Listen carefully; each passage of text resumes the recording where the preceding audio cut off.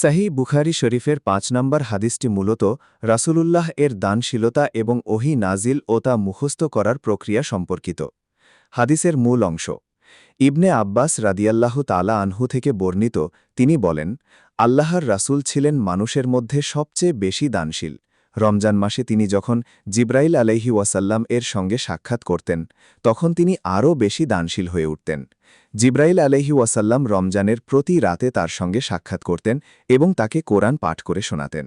সে সময় আল্লাহর রাসূল কল্যাণকর কাজে দ্রুত প্রবাহিত বাতাসের চেয়েও বেশি দানশীল হতেন। এই হাদিসটি ওহী নাজিল হওয়ার সময় রাসূলুল্লাহ এর কষ্ট হওয়া এবং দ্রুত ওহী আয়ত্ত করার জন্য তার জিহ্বা নাড়ানোর বিবরণ দেয়। তখন আল্লাহ তাআলা সূরা কিয়ামাহ এর আয়াত নাজিল করে বলেন, ওহী দ্রুত আয়ত্ত করার জন্য আপনি ওহী নাজিল হওয়ার সময় আপনার জিহ্বা নাড়বেন না। এর সংরক্ষণ ও পাঠ করানোর দায়িত্ব আমাদেরই।